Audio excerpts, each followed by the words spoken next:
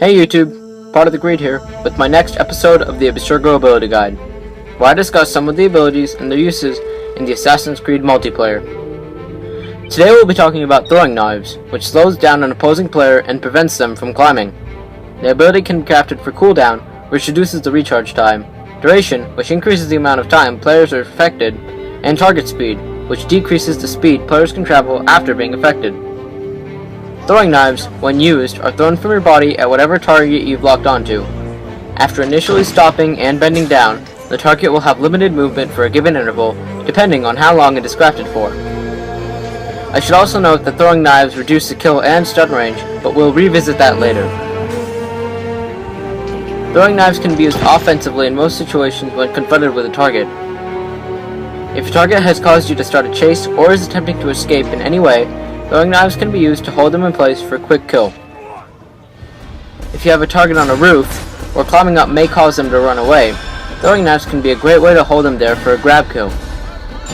Because of lag, a climbing target hit with throwing knives may finish reaching the top instead of falling, so use this to your advantage to get the grab kill. Defensively, throwing knives can be helpful to prevent your pursuer from gaining on you, especially during chases.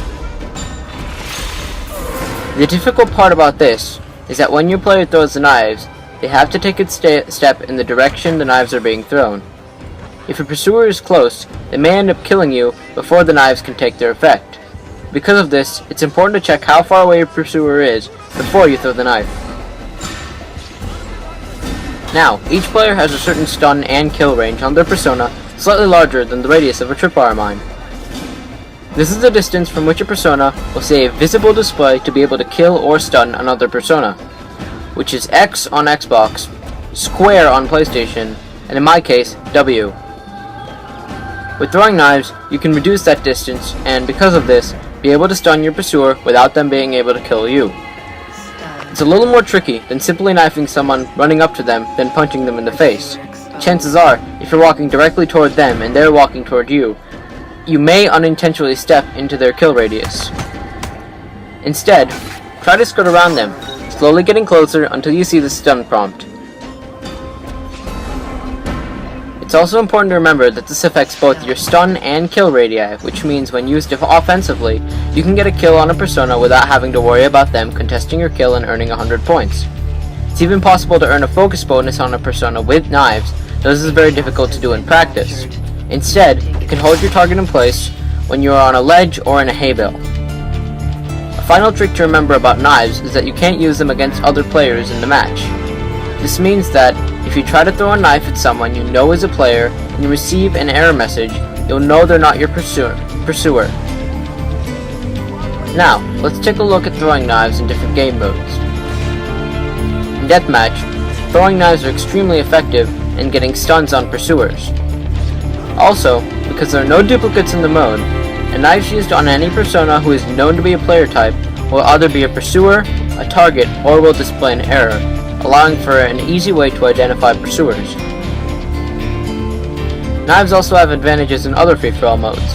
This is especially apparent in Steal the Artifact, where throwing knives can be used offensively and defensively within a single ability set.